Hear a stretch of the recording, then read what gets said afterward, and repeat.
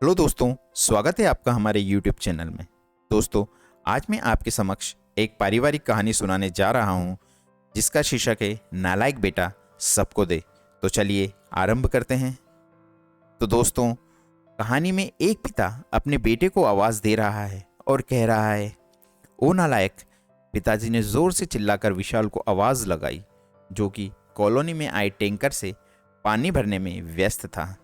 गर्मी के दिनों में पानी की किल्लत के कारण 3 दिनों में ही टैंकर से पानी की आपूर्ति होती थी। आवाज सुनकर विशाल बोला, आया पिताजी। विशाल को पानी भरने के बाद के कामों की लिस्ट संभला दी गई, जिसमें मंडी से सब्जी लाना, गेहूं पिसवाना और ऊपर छत की झाड़ू लगानी है। छोटा भाई विवेक इंजीनियरिंग प्रवेश परीक्षा की तैयारी में व्यस्त था। पिताजी उसके कमरे में जाकर पढ़ाई का जायजा रोजाना लिया करते थे और उसकी हर समस्या का तत्काल समाधान हो जाता था। वैसे भी विवेक पढ़ाई में कुशाग्र था। विशाल भी पढ़ाई में औसत दर्जे का छात्र रहा और उसने बीए कर नौकरी की तलाश जारी कर दी थी। कुछ दिनों बाद विवेक का परिणाम आ चुका था और उसका अव्वल रैंक के साथ इंजीनियरिंग कॉलेज में चयन हो चुका था।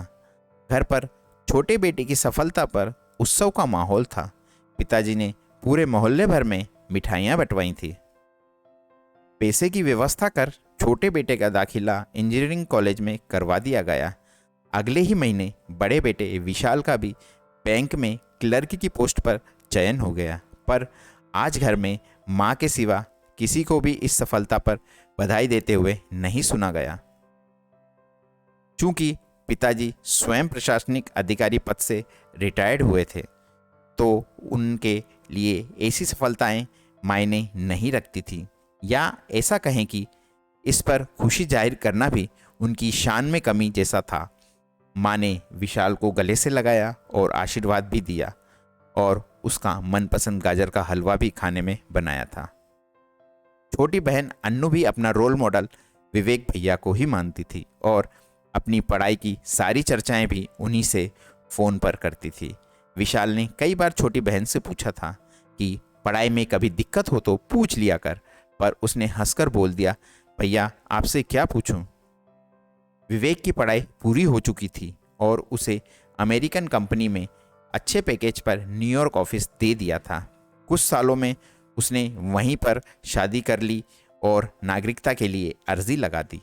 अब तो उसका घर आना भी वर्ष में एक ही बार होता था। विवेक ने फ़ोन पर ही शादी की खबर भी 1 वर्ष बाद ही बच्चे होने की खबर के साथ घर पर दी थी। पिताजी अपमान के भाव को मन के अंदर ही दफन कर खुशी से आशीर्वाद देने का अभियान कर रहे थे। बाद में फ़ोन के रिसीवर को माँ को थमा सीधे अपने कमरे में चले गए। विशाल ने माँ की पसंद से ही शादी की और उसकी पत्नी घर की सारी जिम्मेदारियां बखूबी निभा रही थी। कुछ दिनों से माँ बार बार बीमार हो रही थी। डॉक्टर ने जांच कर बताया तो पता चला कि उसकी दोनों ही किडनियां कमज़ोर हो गई है और कम से कम एक किडनी का ट्रांसप्लांट होना आवश्यक हो गया है। विशाल ने अपनी एक किडनी खुशी खुशी माँ को दे दी और माँ ठीक हो गई। जब खबर विवेक तक पहुंची तो छुट्टी नहीं मिलने की मजबूरी बताकर आने में असमर्थता जता दिया। इसके पिता को बहुत बुरा लगा। आज पहली बार पिता नालायक बेटे के गले लगकर फूट फूट कर रो रहे थे और नम आंखों से कहने लगे कि भगवान ऐसा बेटा सबको दें। तो दोस्तों, आज ये हमारी कहानी यहीं पर समाप्त होती है। दोस्तों, आपको यह कहानी हमारी कैसी लगी कृपया कमेंट करके बताएं। दोस्तों, अगर आपको हमारी यह कहानी पसंद आई है तो दोस्तों हमारी इस कहानी को लाइक करें, शेयर करें और हमारे इस चैनल को सब्सक्राइब करें। थैंक यू दोस्तों।